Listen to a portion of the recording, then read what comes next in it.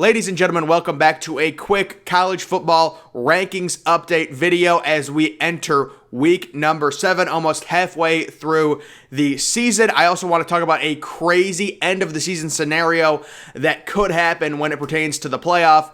Quickly looking at the FPI, analyzing this.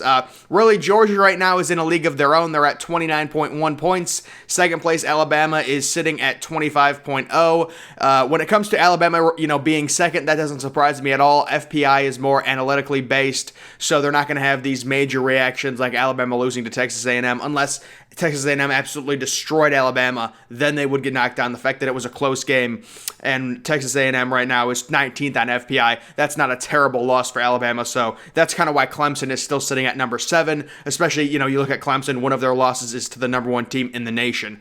But Georgia, the idea that Georgia is this overall powerhouse, they definitely have a great defense, but they're beatable. I mean, anytime you have, not an elite quarterback, I don't know, you can argue JT Daniels is an elite quarterback. I don't know. I don't think he is. He's dealt with injuries. He's, played and started 3 games this year. Stetson Bennett certainly isn't an elite quarterback. So Georgia, they have, tons of talent on the defensive side of the ball, but they are beatable. I mean, you can beat them. You take a look at the overall playoff chances for Georgia right now, sitting at 90.9.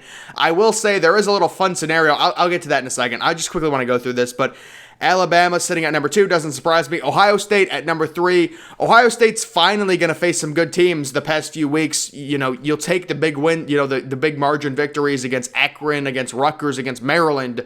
But they get a bye week this week. Then they're at Indiana. Then they're versus Penn State, and they finally get into the big part of their schedule. Or Oklahoma sitting at number 4. They're in an interesting spot where they kind of get a reprieve. They're like, well, maybe our offense wasn't good with Spencer Rattler, but now that we've got Caleb Williams in, we're different. And they also have the advantage of possibly having a little bit of margin for error, although we'll talk about that when it comes to Cincinnati sitting at 6-0 right now. Michigan, the FPI loves Michigan. I don't think Michigan is the 5th best team in college football. They're too one-dimensional. Florida, the FBI loves Florida, not buying it. You've got Clemson, Iowa State, kind of the preseason teams that were up there. They haven't fallen much. Texas, it's tough to rank Texas right now. I think they're AP 25th right now. They certainly have the talent. Bijan Robinson, Xavier Worthy, they've got a lot of talent. They should have beaten Oklahoma. They were controlling that game. Cincinnati in this one is down at number 10, so you've got a lot of two-loss teams in front of Cincinnati. That is just based off of Cincinnati not playing a lot of great teams, and a lot has to do with their preseason FPI ranking not being very high. Pittsburgh. How about Pittsburgh? That's crazy. It's due to their offense. We'll have to see if they can keep that up. Penn State coming in at number 12 and Iowa at 13. So the whole Iowa thing, I've explained it to people before. With their offense being as poor as it is, where they don't really sustain drives, they get most of their points off turnovers via short fields or even like pick sixes or scoop and scores. The FPI or any analytical rank will not really love that. They'll view it as more fluky than this is actually an elite team. That's just how they view it. I'm just telling you guys. Michigan State, Oregon. Looking at the one team I want to talk about, Nebraska, sitting at 3-4 but ranked number 22 in FPI. That is a good football team. The loss to Illinois week 1 or week 0, whatever it was, I think it was week 0. That was a really bad loss. There's no doubting that. But ever since then, they've played good football. They could have easily beaten Michigan. They had some bad turnover luck. How about Coastal Carolina? I think Coastal Carolina has had the worst schedule out of any FBS team. But they're crushing everyone. They're sitting right now at 24. Just looking at some of the other teams, if you guys want to see them. Miami in front of Utah. I'm not buying that. North Carolina, man. How about Wisconsin still at 30 at 2-3? They did crush Illinois, but they still have no offense. I'm surprised LSU is as low as they are, but there are just some other teams. BYU with the loss, they're 5-1. But when it comes to another analytical ranking point, I wanted to talk about these rankings right here. Another computer-generated ranking formula. Georgia number 1, Alabama 2, Ohio State 3. Oklahoma 4. This one likes Iowa a little bit more, as you guys can see. How good is the Big Ten? The Big Ten is so good. Where's Michigan State? Wow. It is crazy to see these different formulas. Look at Michigan State all the way down at number 26, below Baylor. I think that's just disrespectful. Below Wake Forest, below Kentucky. So there are some interesting things. But I think the general consensus right now, the 3 top teams in college football are Georgia, Alabama, and Ohio State. And we'll see what happens with Oklahoma with Caleb Williams. The pros for, Oklahoma is they get a new quarterback. It wasn't working with Spencer Rattler. The con is this kid's a true freshman.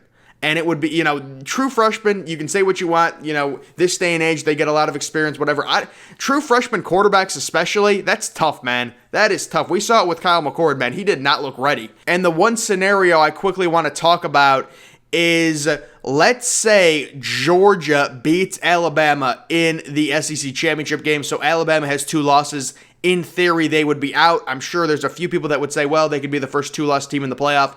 You got 2 losses. There's been no 2-loss team in the playoff. They're out. We agree on that. So Georgia, only one SEC team makes it from that conference. It's Georgia. They're the number 1 overall seed. Whatever. Okay, let's say Ohio State wins out and they finish and they beat Iowa in the Big Ten championship game. So that would be them beating Michigan State, beating Penn State, beating Michigan, and then beating Iowa in the Big Ten championship game. They would be in 100% of the time. Let's also say Iowa wins out until the Big Ten championship game, but loses the Big Ten championship. So Iowa, ranked number 2 right now, would probably go into the Big Ten championship game ranked number 2, taking on an Ohio State team at that point, probably ranked number 4, and they lose to Ohio State. So they have 1 loss. They're not a champion, but they were the number 2 team in the country for like 8 straight weeks, and their 1 loss came to Ohio State. Let's say Oklahoma loses a regular season game, but then wins the Big 12 championship. So they're a 1-loss conference champion. That would be the team out of the Big 12. And then let's say Cincinnati goes undefeated. So you've got Georgia and Ohio State likely automatically in. You've got Cincinnati undefeated, hasn't lost a game, not in a Power 5 conference. You've got Oklahoma, who wins the Big 12 but has 1 loss. And then you have Iowa, who was ranked number 2, 0 losses going into the Big Ten championship game. Then they lose a close one, or I don't know the context of the game. It would obviously matter a lot, but they lose a game maybe by a touchdown to Ohio State. Who gets in there? I think it's number 1 Georgia, number 2 Ohio State. A lot of this depends on how the teams play. I think it would come down to, you're talking about 3 teams: a 1-loss Oklahoma, who's Big 12 champions, a 1-loss Iowa, who loses 1 game in the Big Ten championship, and an undefeated Cincinnati. I would really like to see Cincinnati get into the playoffs. I really would. Oklahoma at this point, dude, it would have been so. The crazy thing is, imagine if Texas would have beaten Oklahoma, we'd be talking about Texas possibly making the playoff right now. They still have 1 loss, so they have no room for error, but it's funny, like, that would have been, for Cincinnati, that would have been so big if Oklahoma would have lost this past weekend, because they would have 1 loss, and then you go to the Big 12 championship game, even if you still have 1 loss, you lose again, you're out. Now, all of this could be a moot point if Alabama beats Georgia in the SEC championship game, which would be worst case scenario for everyone, because that would enable 2 teams to make the SEC championship. Why Texas A&M beating Alabama was so big was because it opened up the door for possibly Georgia beating Bama in the SEC championship game. Georgia's undefeated, they're in. Alabama has 2 losses now, they're out. That's why it was so big. The dreaded idea was Georgia and Alabama were both undefeated going to the SEC championship game, so they'd both get in no matter the score of that game. Now, taking a look at this 538 kind of predictor, I like looking at this thing. It's an interesting thing to look at. I mean, we might need to zoom this in a little bit. Can we zoom this in? Zoom it in a bit. So zooming it in. Taking a look, you can kind of see the AP poll overall, the ELO ranking, and then the ESPN FPI rank. So looks like Georgia is number 1 in everything. You can see how conjumbled it is, though. Look, the second team on here is ranked 4th in everything, and then you've got Alabama 5th, 2nd in ELO, 2nd in FPI. Iowa comes in. Look at that. FPI has them at 13. They really don't like them. The ELO really does not like Oregon. Has them at 25th. You look at a team like Ohio State, they're 6-6-3. Cincinnati is 3-7-10. But this is just something funny to kind of play around with. You can take a look, like, let's say Georgia, who right now has a 72% chance to make the playoff. Let's say they beat Kentucky. That goes up to 76. Let's say they lose to Kentucky. That goes down to 33. Let's say Alabama suffers another loss, so they have 2 losses now. It still gives them a 19% chance to make the playoff. I don't agree with that. I would put it at less than 5%. But if they lose to Mississippi State, they're not making the playoff now. Even if they beat Georgia in the SEC championship game. Let's say Ohio State wins out. They would be over a 99% chance. So it's just something interesting. I want to go to one of these lower tier teams. Let's say Clemson wins out and see what happens there. Has them at 31% chance to make the playoff. That's funny. Coastal Carolina. What are they, 15th in the AP? Yeah, Coastal Carolina is going to be high in the AP and lower in everything. Let's say Coastal Carolina wins out. They have a 28% chance to go undefeated. 4% chance to make the playoff. Imagine if they made the playoff somehow with that schedule. That would be amazing. Texas A&M, who has 2 losses, let's say they went out. 36% chance to make the playoff. NC State has 1 loss. Let's say they went out. 75% chance to make the playoff. Wake Forest has 0 losses. Imagine they missed the playoff, undefeated ACC champion. I'm surprised it's not over 99%. Notre Dame, they're not making it, even if they went out. Yeah, they'd still have 1 loss, and they wouldn't have a conference championship game to boost their resume. I have been completely forgetting about Oregon in this video. I'm just kind of thinking Oregon's going to suffer another loss, whether it's the regular season or in the Pac-12 championship, due to their poor offense. But Oregon fans would 100% argue, let's say Oregon finishes with 1 loss, Ohio State finishes with 1 loss, Oregon would be like, we have the head-to-head on the road in Columbus. Now, it did happen week 2 earlier in the season, and Ohio State would have a way better resume than Oregon. But if you are an Ohio State fan, I would be hoping Oregon loses at least 1 more game. I would be hoping, because Oregon fans, and there are going to be people that love the head-to-head, and head-to-head is definitely important, but I think context is more important. And CJ Stroud, you can say his shoulder, whatever, you can say that's excuses. The bottom line is Ohio State was starting a first-year quarterback week 2 of the season. Obviously, you can see they've already improved since then. Now, here's something I found interesting. Kentucky ranked 5th on ELO. Now let's look at the ELO rankings. Texas A&M, they love the, oh my goodness, they love the SEC. Look at this, SEC. Yeah, they love the SEC. Texas A&M ranked 8th. Goodness gracious. Clemson 21st. Nebraska, the FPI loves Nebraska, man. The FPI, imagine Nebraska wins out. Would they have any chance? No, they have 4 losses. Imagine a 4-loss team makes the playoff. Let's see if TCU wins out. 70% chance to make the playoff if TCU wins out. They have a less than 1% chance to win out. Tennessee, they went out as a 2-loss team, 82% chance. So Tennessee still faces Georgia then, right? Yeah, Tennessee still faces Georgia. Tennessee has a surprisingly good offense. It's really weird. BYU wins out as an independent. Yeah, they wouldn't make anything. Texas is an interesting one. 69% chance to make the playoff. They need to recalibrate their formula. They really do. 2-loss teams, I mean, in a rare case scenario, I could see a 2-loss team making the playoff, but it hasn't happened yet, so I would put the odds of it very low.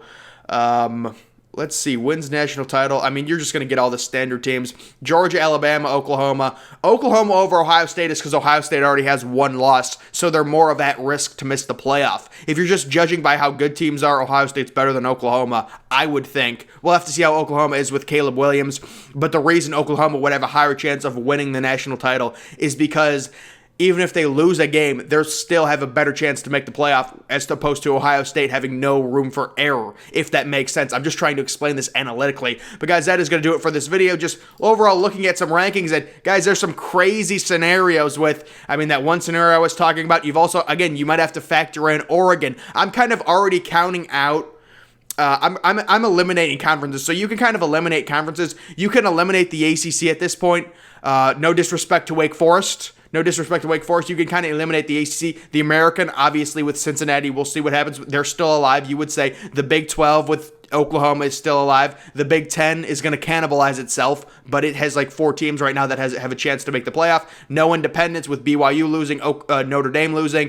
The Pac-12, the only chance is Oregon, I would say. Maybe an outside chance, Arizona State, but I think Arizona State loses this weekend on the road to Utah. So they have 1 loss right now. That would give them 2 losses, and you'd just be looking at Oregon. But I'm kind of banking on Oregon losing because I don't trust their offense right now. And then the SEC, you've got the 2 big dogs with a kind of a weird undefeated Kentucky team who's probably going to get, boat raced by Georgia. I will say there's one little funny thing that can happen with Kentucky and Georgia. Imagine, because Kentucky is still undefeated, imagine Kentucky somehow beats Georgia. They would have the head-to-head over Georgia. So Georgia would need Kentucky to lose 2 games outright to make the SEC championship. How crazy would that be? You understand what I'm saying? So they both have 0 losses.